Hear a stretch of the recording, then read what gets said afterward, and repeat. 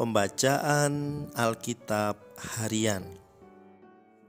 Kejadian pasal 34. Pada suatu kali pergilah Dina anak perempuan Lea yang dilahirkannya bagi Yakub mengunjungi perempuan-perempuan di negeri itu. Ketika itu terlihatlah ia oleh Sikem anak Hemor, orang Hewi raja negeri itu. Lalu Dina itu dilarikannya dan diperkosanya. Tetapi terikatlah hatinya kepada Dina anak Yakub. Ia cinta kepada gadis itu, lalu menenangkan hati gadis itu. Sebab itu berkatalah Sikem kepada Hemor ayahnya, "Ambillah bagiku gadis ini untuk menjadi istriku." Kedengaranlah kepada Yakub bahwa Sikem mencemari Dina, tetapi anak-anaknya ada di padang menjaga ternaknya. Jadi Yakub mendiamkan soal itu sampai mereka pulang. Lalu Hemor ayah Sikem pergi mendapatkan Yakub untuk berbicara dengan dia. Sementara itu anak-anak Yakub pulang dari padang.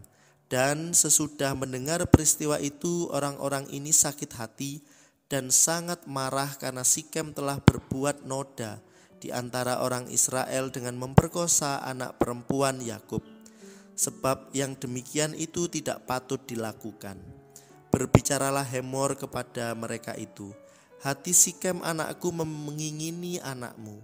Kiranya kamu memberikan dia kepadanya menjadi istrinya. Dan biarlah kita ambil-mengambil. Berikanlah gadis-gadis kamu kepada kami dan ambillah gadis-gadis kami. Tinggallah pada kami. Negeri ini terbuka untuk kamu. Tinggallah di sini, jalanilah negeri ini dengan bebas dan menetaplah di sini."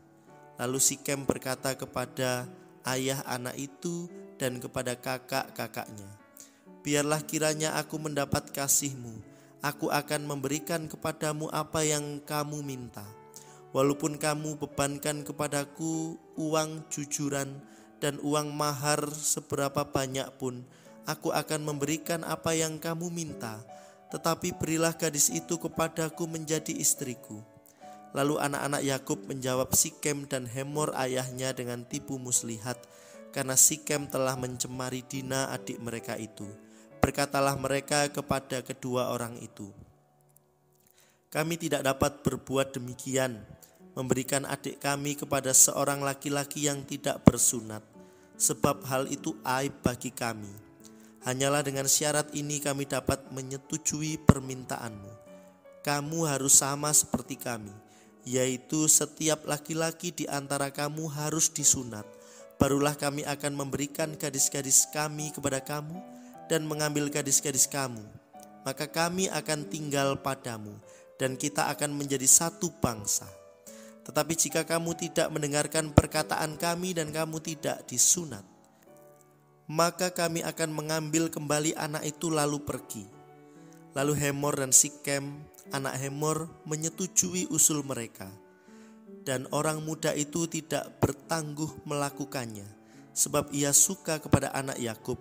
Lagi pula ia seorang yang paling dihormati di antara seluruh kaum keluarganya. Lalu pergilah Hemor dan Sikem anaknya itu ke pintu gerbang kota mereka, dan mereka berbicara kepada penduduk kota itu, "Orang-orang itu mau hidup damai dengan kita. Biarlah mereka tinggal di negeri ini dan menjalaninya dengan bebas. Bukankah negeri ini cukup luas untuk mereka? Maka kita dapat mengambil gadis-gadis mereka menjadi istri kita, dan kita dapat memberikan gadis-gadis kita kepada mereka. Namun hanya dengan syarat ini orang-orang itu setuju tinggal bersama-sama dengan kita, sehingga kita menjadi satu bangsa. Yaitu setiap laki-laki di antara kita harus disunat seperti mereka bersunat.